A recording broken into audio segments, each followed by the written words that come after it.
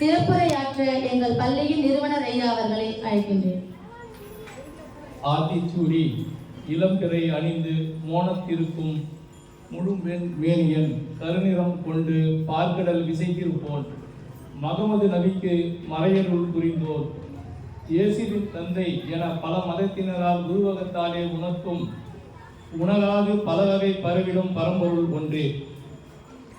கதிர் விழித்து பிளவுபட கடல் கொதித்து சூடாற்ற முதுமை மிகு நிலப்பரப்பில் முதல் பிறப்பு தோன்றிவிட நதி வருமுன் மணல் தருமுன் பதிமதுரை பெருவழியில் பாண்டியர்கை பார்த்தவரே, நின்னை யான் வணங்குவதும் நீ என்னை வாழ்த்துவதும் அன்னை மகக்கிடையே அழகு இல்லை என்பதனால் உன்னை வளர்த்துவரும் உன் புகழ்ச்சேர் தென் புலவர் தம்மை வாழ்த்துகிறேன் தமிழ் புலவர் வாழியவே.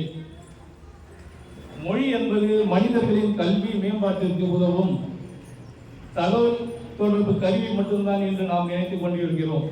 ஆனால் மொழி என்பது நம் பண்பாட்டின் அடையாளம். இந்த உலகிற்கும் வாழும் மக்களுக்கும் மொழி என்பது ஒரு சமூகத்தின் அடையாளம்.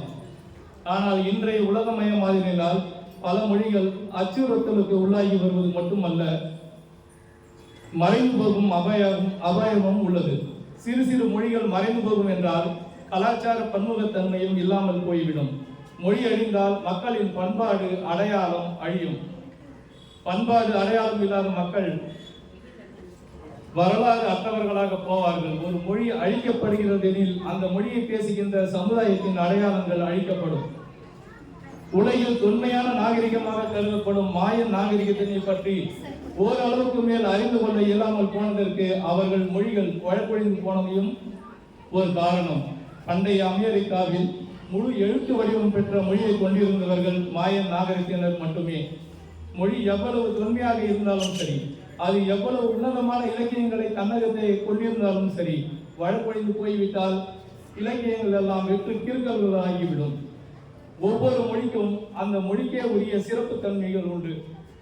ஒவ்வொரு இனக்குழுவிற்கும் அடையாளமாக இருப்பது அவர்களின் தாய்மொழிதான். இதனை வலியுறுத்தும் விதமாகத்தான் ஒவ்வொரு ஆண்டும் பிப்ரவரி 21ஆம் தேதியை உலக தாய்மொழி தினம் என சிறப்பிக்கிறது ஐநாவின் கல்வி அறிவியல் மற்றும் கலாச்சார நிறுவனமான யுனெஸ்கோ.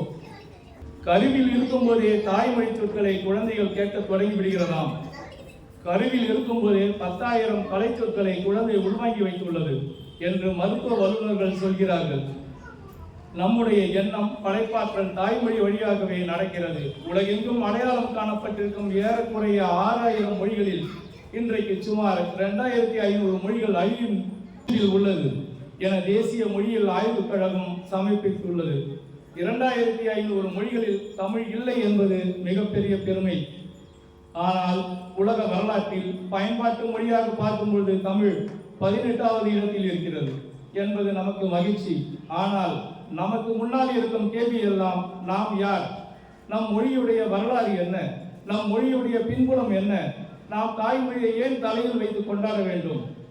ஒரு சமூகம் கட்டமைக்கப்பட வேண்டும் என்றால் தாய்மொழியை தவிர்த்து எந்த ஒரு சமூகம் வளர்ந்ததாக உலக வரலாற்றில் இடம் கிடையாது. தாய்மொழியின் சிறப்பு குறித்து பேசும்போது நெல்சன் மண்டேலா அவர்கள், நீங்கள் ஒரு மனிதனிடம் அவனுக்கு புரியும் மொழியில் பேசினால் நீங்கள் பேசுவது அவன் மூளைக்கு செல்லும். ஆனால் நீங்கள் அவனது தாய்மொழியில் பேசும்போதுதான் அது அவனுடைய இதயத்திற்கு செல்லும். எனது தாய்மொழியில் ஏதேனும் குறைபாடுகள் இருந்தால் தாயின் மார்போடு ஒட்டிக் கொள்வது போல் எனது தாய்மொழியை பற்றிக் கொள்வேன். அது மட்டுமே என்னை உயிரோடு வாழ வைத்திருக்கும் என்றார் மகாத்மா காந்தி அவர்கள்.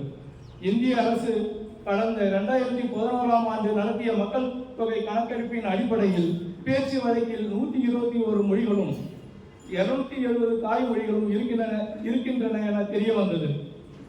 2016ஆம் ஆண்டு அரசு வெளியிட்ட மொத்த மொழிகள் பட்டியலின் அடிப்படையில் நாட்டில் உள்ள 91.71 விழுக்காடு மக்கள் ஏதேனும் ஒரு வரையறை செய்யப்பட்ட மொழியை தாய்மொழியாக கொண்டுள்ளனர். ஏறக்குறைய 3.29 விழுக்காடு மக்கள் மட்டுமே வரையறை செய்யப்படாத மொழிகளை தாய்மொழியாக கொண்டுள்ளனர். மக்கள் தொகை கணக்கெடுப்பின்படி இந்தியாவில் 19,500 வட்டார மொழிகள் பேசப்படுகின்றன. இந்தியாவில் 10,000 அல்லது அதற்கு மேற்பட்ட மக்கள் பேசுவது 121 மொழிகள் என வரையறுக்கப்பட்டுள்ளது. இந்தியாவில் 780 மொழிகள் பேசப்படுவதாக இந்தியாவின் மொழிகள் குறித்து 2012ஆம் ஆண்டு அறிக்கை கூறுகிறது. 1961ஆம் ஆண்டு கணக்கெடுப்பை ஒப்பிடும் பொழுது 220 மொழிகள் 50 ஆண்டுகளில் அழிவை சந்தித்திருக்கின்றன. அதே நேரத்தில் இந்தி பேசுகிற மக்கள் 14 கோடியிலிருந்து 40 கோடியாக உயர்ந்திருக்கிறது. இந்தியாவின் அடையாளத்தை பன்முகத்தன்மையால் தான் வளர்த்திருக்க முடியுமே தவிர ஒற்றை அடையாளத்தால் வளர்த்திருக்க முடியாது என்பதை அனைவரும் புரிந்து கொள்ள வேண்டும். 3000 ஆண்டுகளுக்கு மேல் மரபுடைய நம் தமிழ் மொழி, இந்த மரபு உலகத்தில் வெகு சில மொழிகளுக்கு மட்டும்தான் உண்டு. கிரேக்க மொழிக்கு இந்த சிறப்பு உண்டு. ஆனால் தொன்மையான கிரேக்க மொழியின் இலக்கியத்தை இன்றைக்கு அவர்களால் எளிதாக கற்றுக்கொள்ளவோ அல்லது புரிந்து கொள்ளவோ முடியாது.